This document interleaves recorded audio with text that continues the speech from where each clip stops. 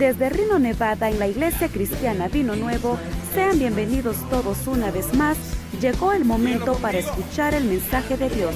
Y como un solo pueblo en unidad de espíritu, abre tu corazón a Él recibiendo su palabra. Atesórala dentro de tu corazón.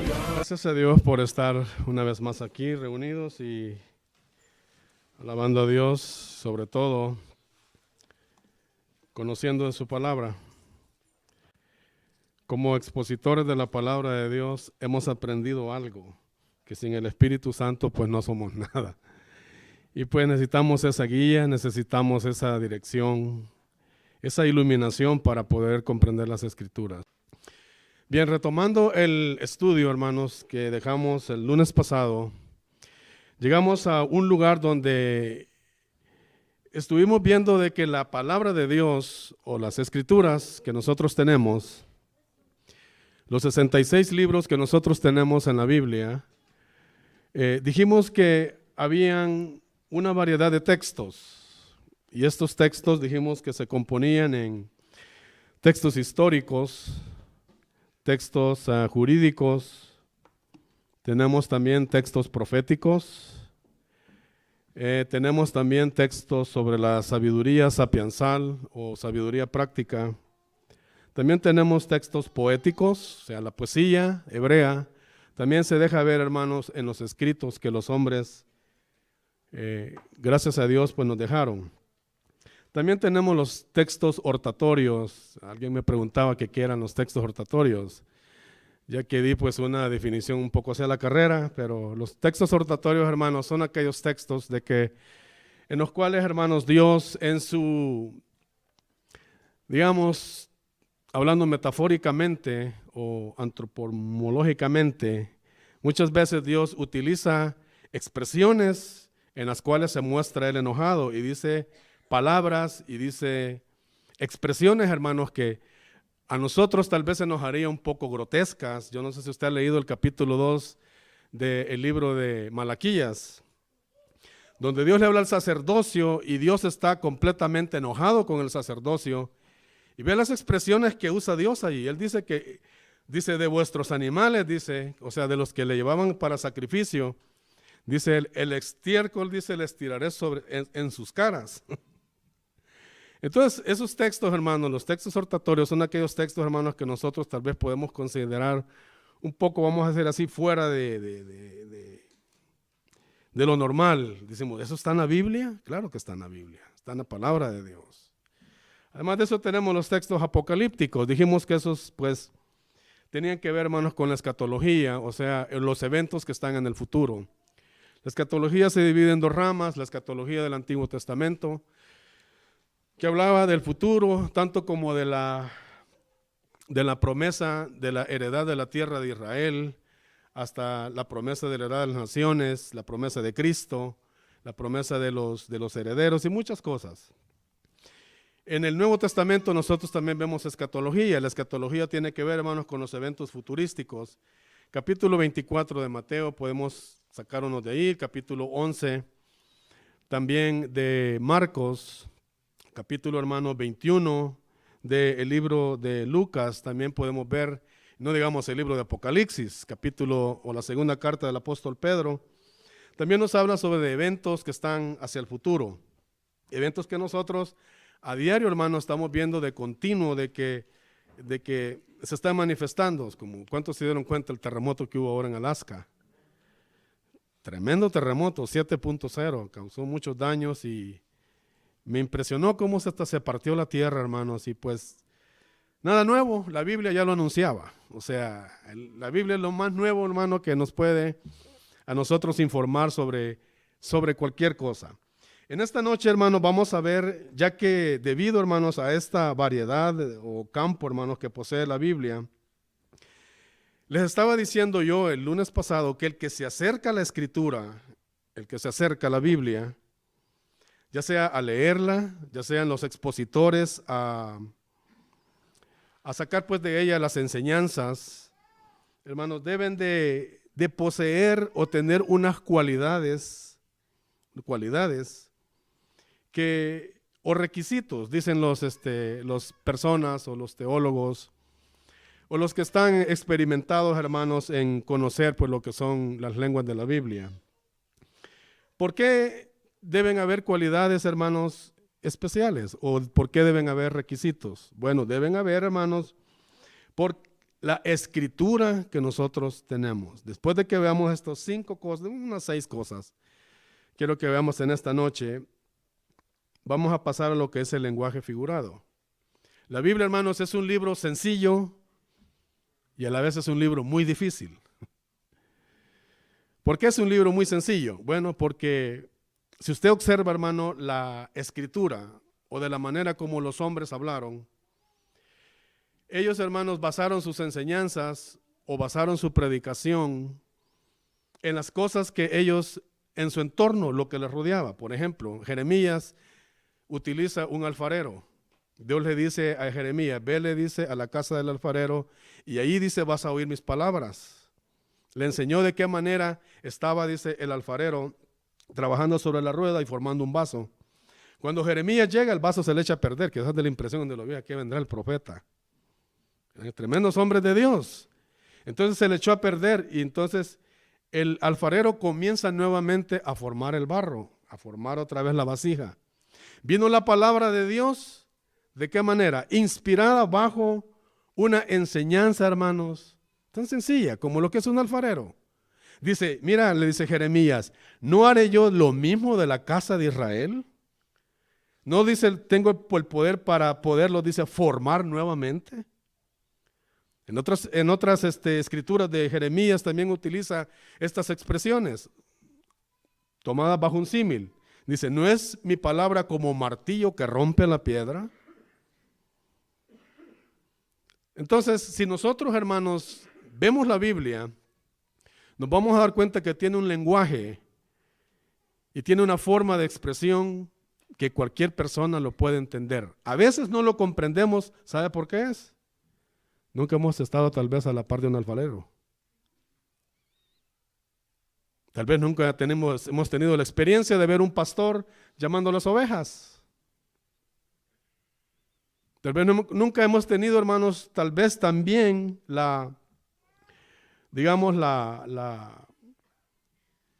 el cuidado, hermanos, de poner atención sobre la familia, porque Jesucristo enseñó de todos estos. Él se valió de todas las cosas. Entonces, cuando nosotros decimos que debemos de tener, hermanos, cualidades o requisitos especiales, el primer requisito, hermanos, que es general, nosotros, o el que se acerca a la Escritura, debe de tener objetividad, debe de tener un objetivo. Por ejemplo, los exponentes de la Biblia, aquí tenemos al hermano pastor. Yo, gracias a Dios y por su misericordia, estoy aquí parado, pero le digo esto. Cuando una persona se acerca tal y como es, se acerca a la Escritura. Por ejemplo, si tomamos aquel texto que todos nosotros conocemos, San Juan 3:16, que dice, porque de tal manera amó Dios al mundo, que ha dado a su Hijo unigénito para que todo aquel que en Él cree no se pierda, mas tenga vida eterna. La persona que se acerca a la Escritura, digamos, que se acerque como es, con una mente libre, fuera de prejuicios, fuera de, digamos, tal vez de teologías que pueden embargar nuestra mente, o de pensamientos filosóficos. La persona se acerca a la Escritura y mira el texto, hermano, tal y como es, porque de tal manera amó Dios al mundo. Pero el texto cobra fuerza, el texto cobra un gran interés cuando vemos aquellas palabras, el amor de Dios. Dios nos da a su Hijo. Aparece como un don. La palabra dar en el griego es un don, o sea, es un regalo. Dios regala a su Hijo a la humanidad. ¿Qué fue lo que hizo que Dios diera a su Hijo a la humanidad? Su amor. Dice, para que todo aquel que en Él cree. O sea, cuando nosotros vemos la expresión estas, la valoramos. ¿Por qué? Porque se necesita fe para creer en Jesucristo, para ser justificados. No hay ningún otro medio de justificación por el cual usted puede encontrar, sino es a través de la fe en Jesucristo, el Hijo de Dios. Entonces, digamos, el exégeta o el que estudia, el que pone los parámetros para formar ahí un sermón, una enseñanza, se acerca a la palabra de Dios tal y como es él. Se acerca al hermano Aldo también a leer la Biblia. Se acerca al hermano Cristian, hermano Santiago. Nos acercamos todos, hermanos, a la palabra de Dios. ¿Y con qué mente nos acercamos a la Biblia? Déjeme decirle que dentro de la objetividad que nosotros debemos de tener, hermanos, debe de reinar esto, la libertad para poder nosotros comprender el texto de la Escritura. En nosotros, hermanos, digamos más que todo en los maestros, en las personas de universidad, los catedráticos y todos ellos, sobre ellos pesa, hermanos, en su mente, hermanos, a la hora de formular o de hacer mensajes. ¿Por qué? Por el conocimiento que ellos tienen, por la teología que ellos practican o predican. Ustedes han oído al hermano pastor muchas veces pararse aquí. No sé si ustedes identifican la teología que él maneja. Nosotros también podemos ver el trasfondo cultural del pastor. ¿Por qué? Porque muchas veces nos dice, allá en El Salvador se dice de esta manera. Si usted le pone atención, mire lo que es el Espíritu Santo. Por eso yo quiero que usted, hermano, no vea la Biblia como algo, como algo así, como algo como de extramundo, qué sé yo, hermano, qué sé yo, las ideas que la gente tiene de la Biblia. No lo vea, hermano, como algo así de que es algo inalcanzable. La Biblia, Dios nos la ha dado a todos. Su palabra, Él nos ha dado a todos.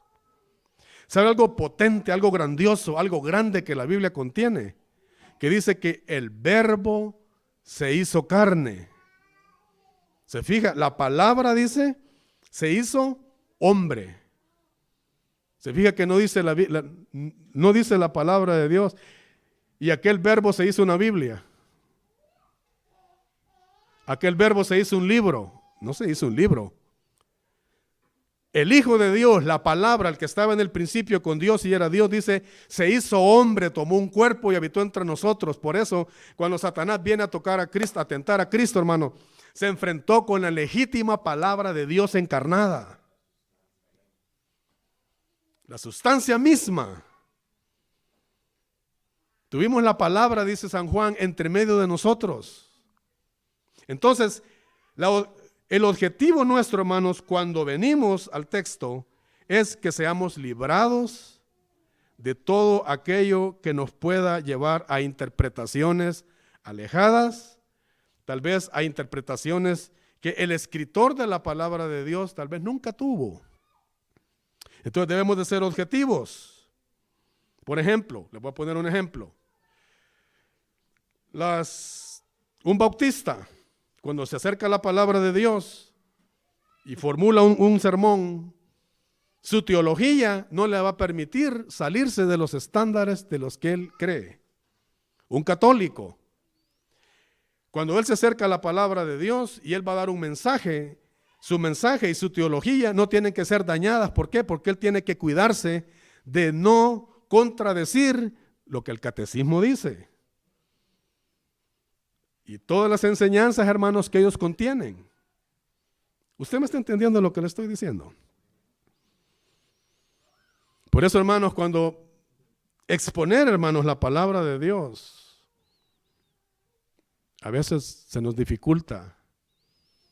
Yo le decía al hermano pastor, le digo, fíjese, hermano, la primera experiencia que tengo, que usted me dijo que hiciera una enseñanza sobre hermenéutica, le digo, y he pasado, le digo, casi 3 semanas, le digo, tratando de hacer, le digo, esto, le digo, pasar a la computadora, le digo, no he podido. Mira, hermano, vez tras vez, pues, tenía muchos SUV ahí y los metía en la computadora, decía, no, es que se me hace demasiado. Sentí algo aquí adentro como que decía, no voy a poder, me sentí atado. Pero le digo, mejor lo voy a poner en un cuaderno, le digo, y voy a escribir, hermano, así me inspiro y así las cosas van a salir mejor. Y usted ve, así sí salen mejor. A veces no es como uno quiere, es como Dios quiere. Entonces debemos de ser objetivos, hermano. ¿Cuál es la objetividad nuestra? Llegar al texto tal y como está, dejarlo como es e interpretarlo, hermanos, bajo su forma lingüística, el fondo histórico, ver la gramática, hermano, ver todas esas cosas, hermano, y tratar de formular una enseñanza buena. El segundo punto es tener un espíritu científico. ¿Qué es, hermano, un espíritu científico? Cuando digo espíritu científico, no estoy diciendo, hermano, de que vamos a elaborar unos grandes sermones o algo así. No, no, no. Cuando digo espíritu científico, me estoy refiriendo de que usted como persona, cuando se acerca a la palabra de Dios, debe de tener en cuenta lo siguiente: para interpretar la Biblia, para leer sus pasajes, es necesario también conocer historia. Es necesario también conocer la gramática. Es necesario también conocer las figuras retóricas que el libro contiene. Es necesario conocer, hermanos, si usted tiene por ahí unos cuantos 3 libros de Josefo, mire, eso es un historiador contemporáneo de Juan el Bautista. Yo tengo un libro de él, bueno, mi suegra me lo prestó y pues conmigo se quedó.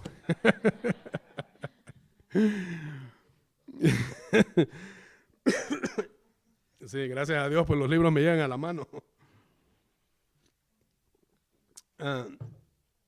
Y he leído el libro muchas veces y he visto la historia, el asedio terrible que sucedió en los tiempos de Tito, el general romano, hijo de Vespasiano. Además de eso, hermanos, tengo libros tengo el Antiguo Testamento, los 5 libros del Pentateuco y los 14 libros de historia. Los tengo escritos en hebreos traducidos al español. Cuento con diccionarios, con muchas cosas. O sea, cuando hablamos de ciencia, cuando hablamos de científico, nosotros lo que tiene que venir a nuestra mente es lo siguiente: de reunir todo lo necesario para poder, hermanos, aplicar a un texto bíblico. Dígame de una manera, hermano, ¿estudia o lee la Biblia usted de esa manera? ¿Nos acercamos a la Biblia de esa manera? Yo trabajo 10 horas. Me voy casi como a las 4 de la mañana y algo, como a las 4:30 a trabajar, regreso salgo de noche y llego de noche, porque llego hasta como a las 4 de la tarde. Todavía llego a descansar un rato. Después que descanso un momento, hermano, lo primero que hago es agarrar la Biblia.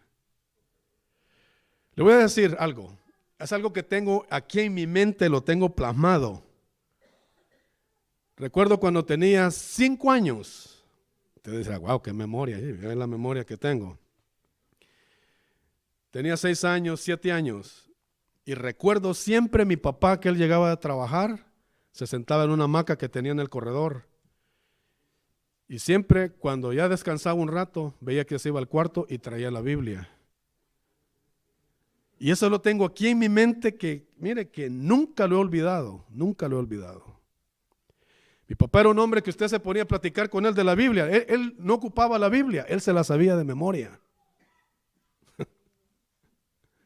Como que heredé algo de él, pero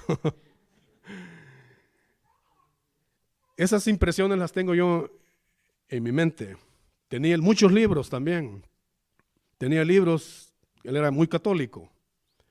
El catecismo, tenía muchos libros de historia, pero él no era de esos católicos fanáticos que se iban detrás de las procesiones y todo eso, porque él leía mucho. Le decía, no, esos están equivocados, decía. Oír un católico así, hermano, bueno, era algo que solamente la persona que lee. ¿Por qué? Porque el Espíritu Santo es el que da, hermanos, esa iluminación. Entonces, cuando decimos espíritu científico, tiene que haber, hermanos, recoger usted todo lo que usted pueda para traer una enseñanza que se ajuste a lo que la palabra de Dios enseña. El número 3, nosotros podemos también tener, uno de los requisitos generales es la humildad, ser humildes. Como todos los científicos o en la ciencia, ¿sabe? Ahí nunca se da la última palabra. Nunca se da la última palabra.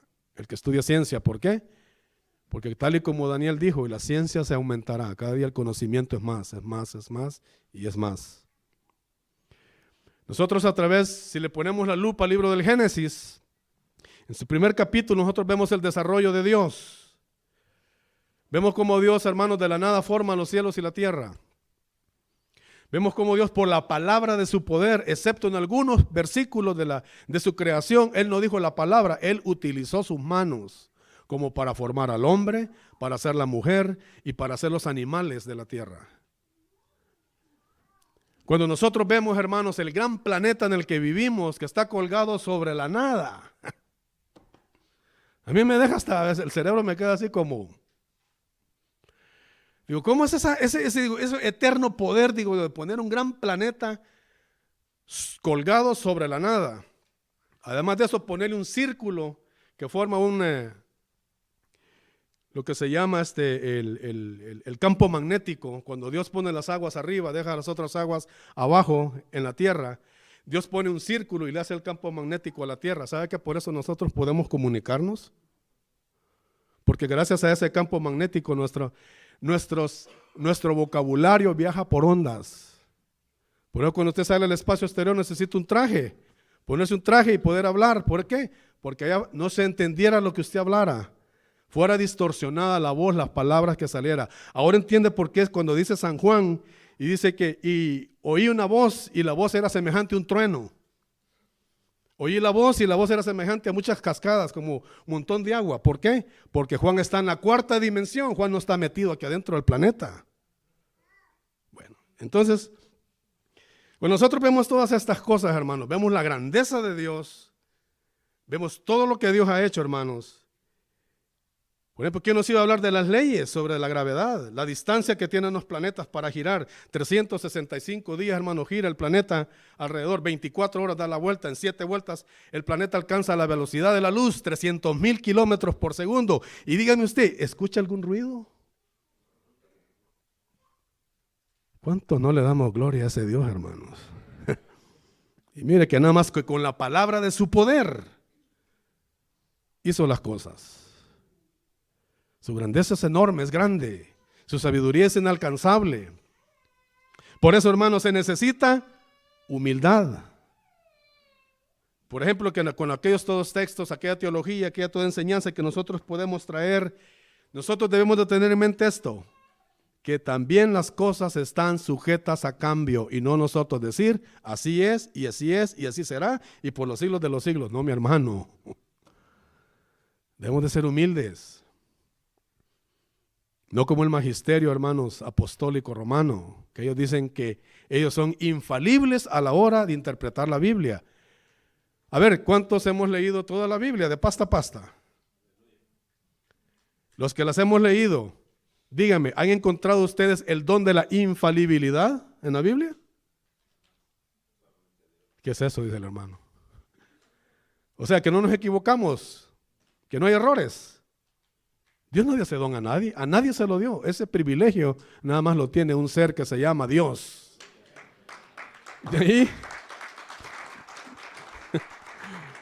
De ahí todos nos equivocamos, no se diga yo, hermanos, que apenas hablo, bueno, pero gracias a Dios, va. Entonces debemos de tener humildad, hermanos, y escuchar las razones para poder de esa manera también nosotros poder, hermanos, cambiar aquello que se necesite cambiar. Número 4, tenemos de tener capacidad espiritual. Cuando hablamos de la capacidad espiritual, déjeme llevarle un par de textos para que vea la condición que nosotros teníamos antes. Es una condición muy precaria, una condición muy lastimosa en la cual nosotros, por eso necesitamos capacidad espiritual. Aquellos que leen la Biblia sabrán dónde estoy leyendo. Y Él os dio vida a vosotros cuando estabais muertos en vuestros delitos y pecados. Exactamente, Efesios capítulo 2, verso 1 en adelante. En los cuales dice, anduvisteis en otro tiempo siguiendo la corriente de este mundo, conforme al príncipe de la potestad del aire, el espíritu que ahora opera en los hijos de desobediencia, entre los cuales también, mire, hasta Pablo se contó, todos nosotros vivimos en otro tiempo en los deseos de nuestra carne, haciendo la voluntad de la carne y de los pensamientos, y éramos por naturaleza hijos de ira, lo mismo que los demás. Entonces, cuando nosotros hablamos de capacidad espiritual, dígame, ¿qué capacidad espiritual puede tener el mundo? ¿Qué capacidad espiritual teníamos nosotros de donde nos trajo Cristo? Si usted se fija, el primer renglón del texto número 2, del capítulo número 2, perdón, dice, Él os dio vida a vosotros cuando estabais muertos. ¿Cómo estábamos, hermanos? Entonces, ¿qué capacidad espiritual teníamos nosotros? Ninguna, cero. Estábamos muertos totalmente. Pero gracias a Dios ahora, hermanos, gracias a Dios, todos aquellos hermanos que hemos nacido de nuevo, mire que necesitan nacer de nuevo, tenemos esa capacidad espiritual ahora. ¿Cuál capacidad espiritual? De comprender la Biblia. ¿Y sabe qué? Esa capacidad no es de uno. El Señor Jesucristo metafóricamente muchas veces habló en el capítulo 15, en el capítulo 14, en el capítulo 16 del Evangelio de San Juan. Habló también el apóstol Pablo en la segunda de Timoteo, capítulo 3, usted sabe el verso. También habló el Señor Jesucristo platicando con Nicodemo y le dijo, te es necesario nacer de nuevo, porque si no naces de nuevo, no puedes ni ver, ni puedes entrar en el reino de Dios. Entonces, si nosotros queremos esa capacidad espiritual, ¿capacidad para qué? No solamente, hermanos, para comprender la Escritura, sino para tener dominio propio, para tener pensamientos equilibrados. Nuestras emociones tienen que estar equilibradas. Debe de haber, hermanos, una especie o digamos una forma o un sentimiento en nosotros que a la hora de exponer la palabra de Dios, ver el pueblo de Dios, y no solamente el pueblo de Dios, sino a la gente con ojos y con sentimientos de misericordia. Capacidad espiritual. Miren lo que dice, hermanos, capítulo 3 de San Juan. Verso 3:3 dice, respondió Jesús y le dijo, de cierto te digo, que el que no naciere de nuevo no puede ver el reino de Dios. Verso 5, de cierto te digo, que el que no naciere del agua y del Espíritu no puede entrar en el reino de Dios. Muchos han pensado que este texto se refiere a bautismos, pero le voy a decir, no se refiere a bautismos. Nosotros tal vez el verso 5 nos puede decir, bueno, aquí está el agua y el Espíritu, pero también la palabra de Dios es vida, es agua. Jesucristo dijo, el que cree en mí, como dice la Escritura, de su interior correrán ríos de agua viva. Y eso dice hablando del Espíritu que había de recibir cada creyente, el Espíritu Santo que mora en nosotros. ¿Por qué este texto no se refiere a bautismos? Porque el bautismo es muerte. Capítulo 6 de la carta a los Romanos, ¿qué dice? Sepultados juntamente con él por el bautismo. Se fija, hermano, cómo la Escritura tiene cosas de que muchas veces nosotros nos podemos pensar de que está diciendo algo que nosotros pensamos, pero no. Vea el verso 6, lo que es nacido de la carne, carne es, lo que es nacido del Espíritu, Espíritu es. No te maravilles de que te dijo si es necesario nacer de nuevo. El viento sopla. Aquí viene una metáfora. El viento sopla de donde quiera y oye su sonido, mas ni sabes ni de dónde viene ni a dónde va. Así es todo aquel nacido del Espíritu. Entonces necesitamos capacidad espiritual. Honestamente, dígame usted, ¿entiende la Biblia cuando la lee? Por todos lados miro sospechosos, no dicen nada.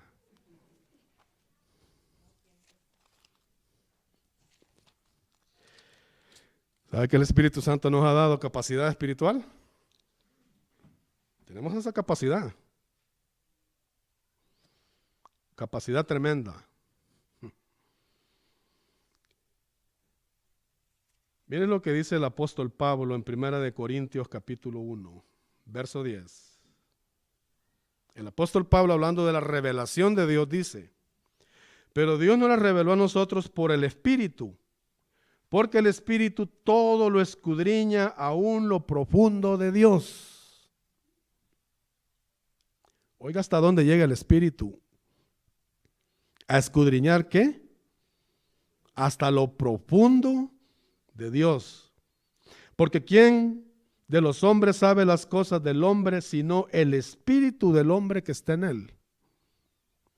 Así también nadie conoció las cosas de Dios sino el espíritu de Dios. Y nosotros no hemos recibido el espíritu del mundo ni el espíritu, sino el espíritu que proviene de Dios, para que sepamos lo que Dios nos ha concedido. Por lo cual hablamos, no con palabras enseñadas por sabiduría humana, sino con las que enseña el Espíritu, acomodando lo espiritual a lo espiritual. Se fija, una revelación, algo que Dios da, hermanos, viene a través, bajo las capacidades del Espíritu. ¿Por qué? Porque desde en el capítulo 3 que usted lee en el libro de Génesis, cuando el hombre cae, desde entonces, hermanos, se abrió una brecha enorme de oscuridad y de separación de la relación de Dios con los hijos de los hombres. La Biblia dice en el libro de los profetas que muchas veces dice los hijos de Israel hicieron becerros de oro, hicieron imágenes abominables y las adoraron y se inclinaron a ellas. Habiéndole Dios dado la palabra a ellos, hicieron cosas semejantes. ¿Por qué? Usted puede ver la oscuridad en la que el hombre puede caer. Me da risa cuando dicen los ateos, no hay Dios, yo no creo en Dios. Además dice, en esa Biblia, dice, esa palabra la escribieron hombres, pues ¿qué más le iba a escribir si Dios es espíritu? A un ateo un día le dije, oye, ¿estás tan convencido de que Dios no existe? ¿Ya lo fuiste a buscar hasta por los últimos rincones del universo? Le digo, no, pues yo no puedo llegar a eso. Entonces le dije, ¿para qué estás diciendo que no hay Dios? Es como que alguien diga en 100 metros cuadrados aquí, que se vaya por allá, ya sea para el Atlántico, para este lado, y diga, ok, voy a ver si hay pez martillo aquí, o los tiburones de pez martillo, porque no encuentra ni uno. Usted dice, no hay ningún tiburón pez martillo aquí en todo el océano, en 100 metros cuadrados. Así están los ateos, dicen que no hay Dios. Y yo digo, ¿ya fuiste hasta el último rincón del universo a buscarlo? Ser ateo es lo más estúpido, disculpe la palabra, es lo más estúpido que puede haber en la vida. Y no lo digo yo, lo dicen los salmos. Dice el necio en su corazón, no hay Dios. O sea, ¿de dónde viene eso de los ateos? De la necedad en su corazón. No quieren, hermano, dar su corazón a Dios, porque dicen, no hay Dios, me aferro. Solo nosotros existimos, el existencialismo, lo que vivo, lo que toco, lo que experimento, esto, lo otro.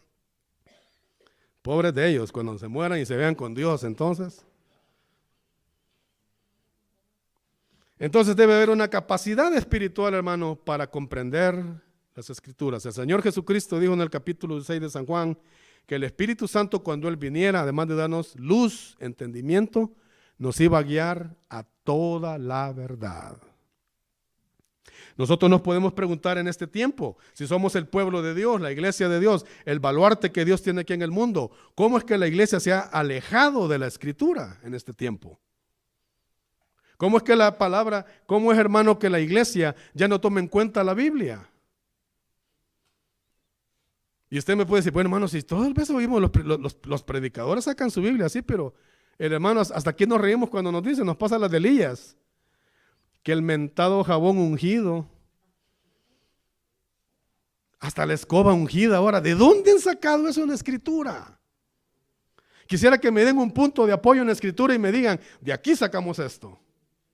Bueno, allá por Isaías hay escobas de destrucción, pero no creo que sean tan, mire, que vayan a basarse en un texto de esos, hermanos, para que digan semejantes cosas.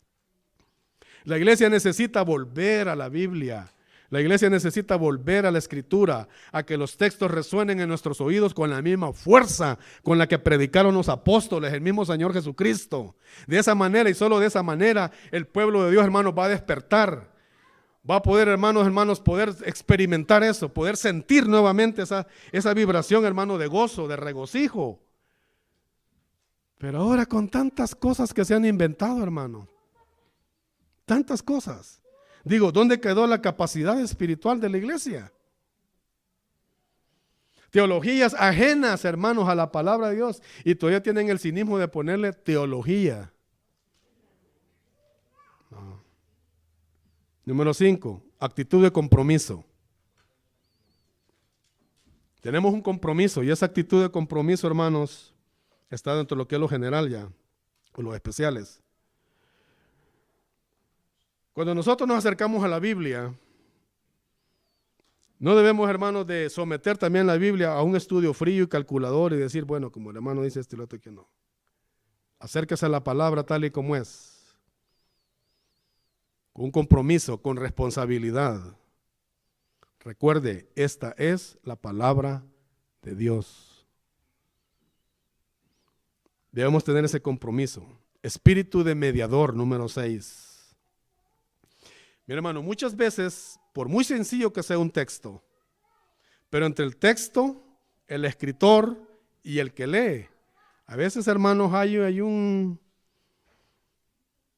tremendo lío, hermano, que entendemos, no entendemos, regresamos al texto, nos vamos, lo ignoramos un rato, lo vamos a buscar nuevamente. Yo no sé si solo a mí, ¿verdad que sí nos pasa eso? Cuando estamos leyendo la palabra, no entiendo esto, cómo es que vamos a los contextos, vamos a los pasajes paralelos y todo eso. Y como que el texto que estamos investigando, hermanos, como que no resuena en nuestra mente. Entonces, ahí se tiene que librar una gran cima, hermanos. ¿Por qué? Y es como digo, y es que la palabra de Dios, hermanos, es tan sencilla, pero a la vez tan difícil. Tenemos que mediar. Debe de haber, hermanos, una actitud de acuerdo a la palabra de Dios. Fíjese que yo he escuchado sermones y he escuchado predicaciones que la sacan, por ejemplo, del capítulo, digamos, del libro de los Romanos, la carta a los Romanos, capítulo 3, donde Pablo condena a todo mundo y dice, no hay justo ni siquiera uno. He oído que han sacado sermones y muchas cosas, y fíjese que lo menos que he oído es que digan, es que Pablo estaba pensando en esto. Porque muchas veces, hermanos, se traen los libros, se lee la palabra, pero ignoramos el pensamiento del autor. ¿Y sabe qué? Llegar ahí es donde hay una gran dificultad también. Porque como ya les he dicho, Judas el apóstol dijo, hermanos, por la gran solicitud que tenía de escribirlos, por eso es que les estoy escribiendo. ¿Para qué dice? Para que ustedes contiendan por la fe que una vez se les ha sido dada a ustedes. Entonces, ¿qué era lo que Judas tenía en su corazón? Tenía una gran solicitud de ¿qué? De escribir a los hermanos que si ustedes habían recibido la fe del Señor, dice, contender por ella arduamente. ¿Cuál es el pensamiento entonces de Judas? El pensamiento de Judas es defensivo, defiendan lo que se les ha dado a ustedes. Tenemos a Lucas, el escritor, en su segundo volumen que él escribió, el libro de los Hechos. Él dice y le escribe a Teófilo y le dice que él le escribe esto con el fin de que él sea instruido para que también él conozca la verdad, como le dijo al principio en el capítulo 1 de Lucas. Él le dice en el capítulo 1, en mi primer tratado, Teófilo, hablé acerca de todas las cosas que Jesús comenzó a hacer y a enseñar. ¿Qué fue lo que escribió? Dice. Las cosas que Jesús comenzó a enseñar y hacer, hasta el día en que fue recibido arriba. Entonces, siempre que un escritor de la Biblia, Dios lo inspiró para que escribiera, en la mente del escritor también hubo un pensamiento. Entonces nosotros, hermanos, como cuando venimos a la palabra de Dios, eso es lo que debe de pesar entre nosotros. Yo sé que ustedes leen la Biblia, ustedes leen la palabra de Dios, Y esa es la que yo digo. ¿Cuál es la actitud que nosotros tenemos cuando nos acercamos al libro? ¿Reconocemos estas 5 cosas? Objetividad, espíritu científico, humildad, capacidad espiritual, actitud de compromiso. ¿Somos responsables, hermano, con lo que tenemos en nuestras manos? Espíritu de mediador.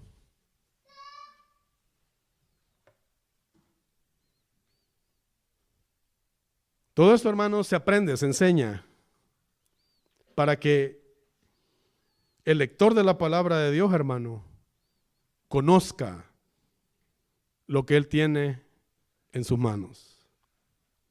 No quiero profundizar muchamente en esto, sino que quiero pasar a lo que es el lenguaje figurado. Ahí vamos a aprender muchas cosas.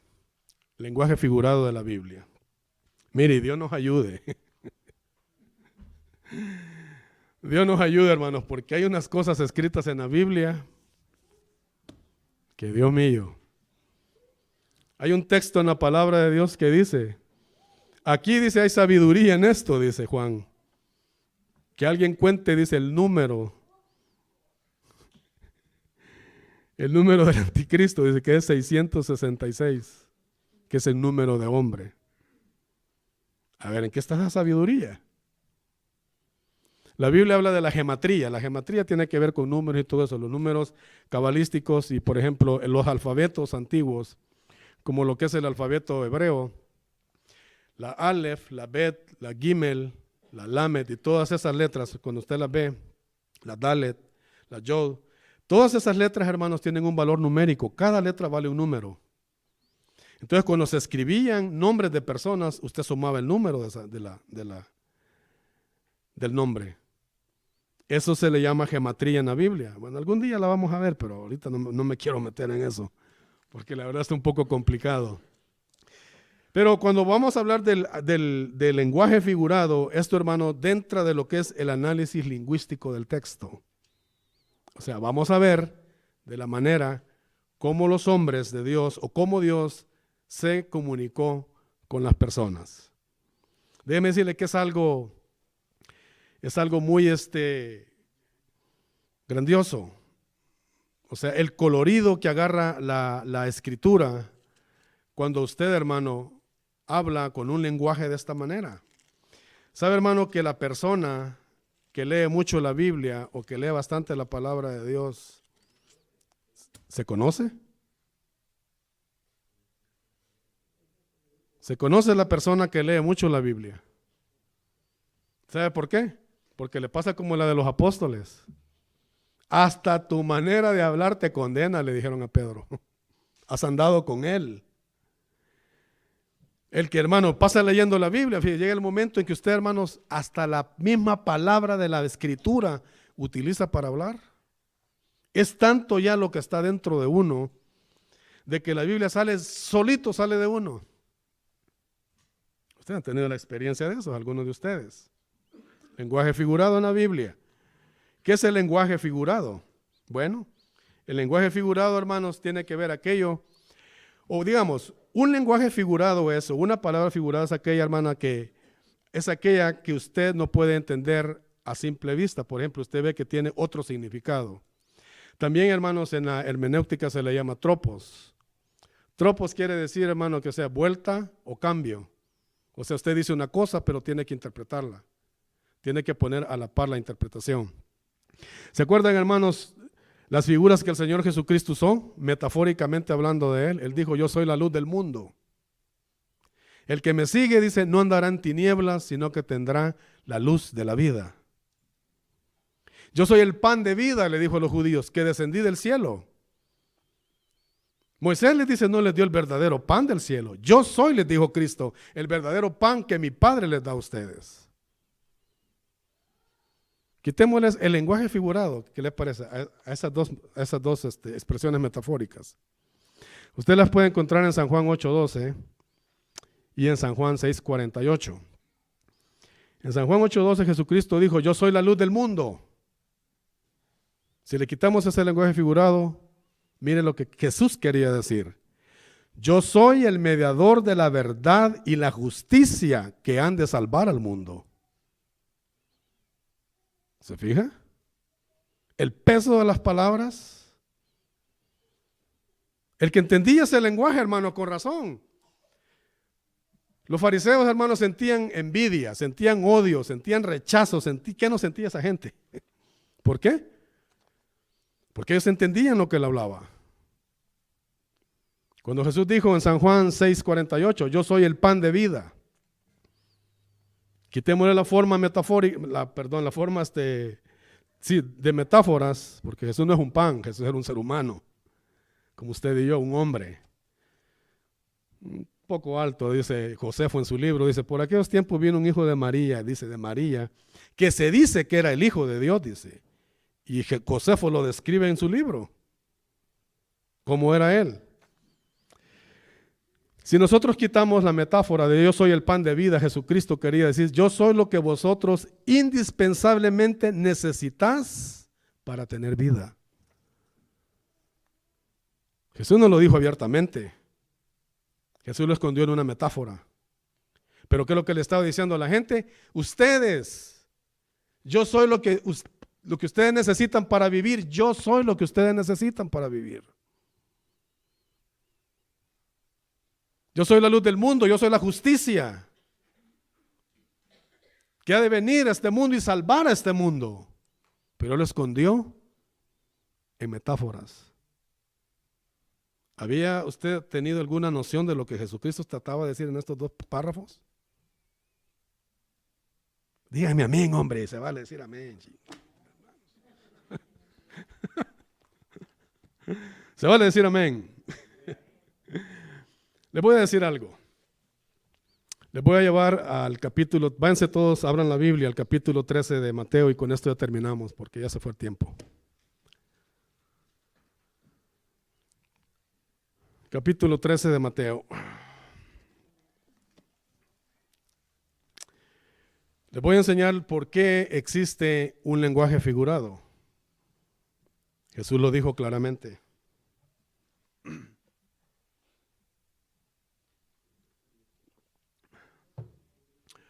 Capítulo 13 de Mateo, del verso 10 en adelante. Miren lo que dice ahí la palabra del Señor. Entonces, acercándose los discípulos, le dijeron, ¿por qué les hablas por parábolas? La parábola es una ilustración también sobre la cual enseña, ya sea puede enseñar enseñanzas morales, espirituales, de economía y muchas cosas. Puede enseñar una parábola. El verso 11, mire lo que dijo, mire lo que respondió Jesús, hermano. Él respondiendo les dijo, porque a vosotros os he dado saber los misterios del reino de los cielos, mas a ellos no les es dado. Porque a cualquiera que tiene se le dará y tendrá más, pero al que no tiene, aún lo que tiene le será quitado. Por eso les hablo por parábolas, porque viendo no ven y oyendo no oyen ni entienden. De manera que se cumple en ellos la profecía de Isaías que dijo, de oídas oiréis y no entenderéis, viendo veréis y no percibiréis, porque el corazón de este pueblo se ha engrosado y con los oídos oyen pesadamente y han cerrado sus oídos para que no vean con los ojos y oigan con los oídos y con el corazón entiendan y se conviertan y yo los sane. Entonces hay un propósito también en el lenguaje figurado. ¿Cuál es el propósito? ¿Sabe cuál es el propósito? Seguían multitudes al Señor Jesucristo, pero multitudes, 7,000, sin contar las mujeres y los niños. Ya por último la Biblia no dice números, sino que dice seguían al Señor multitudes.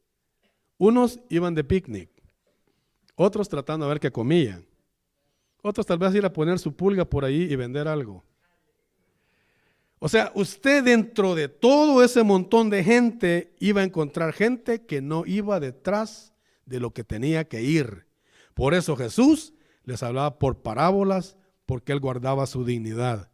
Si usted, hermano, sabe que está en un templo y que escucha la palabra de Dios y oye la palabra de Dios, no es mi deber decirle, lea la Biblia. Usted tiene que leerla. Por eso Cristo guardó su dignidad y dijo, no, yo les voy a hablar por parábolas para que el que quiera realmente entender, entienda. Y el que no, que se lo lleve el diablo, prácticamente. Yo no lo salve. ¿Sabe que muchas veces ahí estamos esfuerzo tras esfuerzo, hermano, con personas y tal vez las personas no están interesadas, ni los negros de la uña interesadas en lo que las cosas de Dios? Déjenlo. ¿Cree que es de nosotros decirles, hermanos, oren? Hermanos, demos testimonio. Hermanos, leamos la Biblia. Hermanos, evangelicemos. Hermanos, hagamos esto. Hermanos, hagamos lo otro. No, hermanos. No es de uno hacerlo. Seamos conscientes. Seamos conscientes. Mire, por eso Cristo muchas veces, hermano, nos ha tal vez querido revelar, darnos iluminación. La revelación ya está toda, 66 libros, ahí está toda la revelación. Lo que ahora necesitamos es iluminación del Espíritu para saber lo que Dios quiere, lo entendamos a través de la palabra, de su palabra. Pero le digo, Jesucristo o el Señor, por eso muchas veces usaba estas formas. ¿Por qué? Porque Él realmente le quería dar al que estaba interesado. El que no esté interesado nunca va a saber absolutamente nada de lo que es la palabra de Dios. Judas caminó con él, lo único que le interesó fue el dinero. Así ahora, hermanos, se ha esfumado el mensaje de salvación de los púlpitos, se ha esfumado, hermanos, el mensaje de la restauración, hermanos, se ha ahuyentado de los púlpitos, hermanos, la palabra pecado, la palabra volvernos otra vez al Señor, de arrepentimiento y de todas esas cosas. Se ha ido de los púlpitos y ya casi ni se escucha. Ahora lo que se escucha, hermano, viva bien, tenga esto, tenga lo otro, ¿sabe qué? Aumentándole la codicia a la gente. Cuando Dios nos dice en su palabra, hermanos, que mucho cuidadito de amar a dos señores, porque no vas a poder ni... Usted ya sabe el texto, lo que dice. No podemos servir a dos señores, no podemos servir a Dios ni a las riquezas. Así es que mejor arrepintámonos y mejor sirvámosle a Dios. Bien, hermanos, y mejor, pues mire, ya el tiempo se me fue. Bueno, dijimos algo siquiera del lenguaje figurado. Cuando el lunes, hermanos, les voy a enseñar lo que es un símil, lo que es una metáfora, lo que es un pleonasmo, una hipérbole, que es una sinécdoque, que es una metonimia, que es la ironía, que es la paradoja, que es el eufemismo, que es la personificación. Todas esas son figuras de relación, el apóstrofe, la alegoría, la fábula y el enigma. Hay muchas cosas que ver, hermanos. Son como 15 cosas que vamos a ver que están en la palabra de Dios. Así es que no se lo pierda el lunes, porque si usted se lo pierde, se lo perdió. En nombre de nuestro Señor Jesucristo, la Iglesia Cristiana Vino Nuevo les da las gracias por escuchar este precioso mensaje. Esté pendiente de los próximos mensajes. Esperamos les sea de mucha edificación. Y recuerde que si usted se encuentra en Reno, Nevada, nos puede visitar en el 2400 West 7th Street. Bendiciones para usted que nos escucha.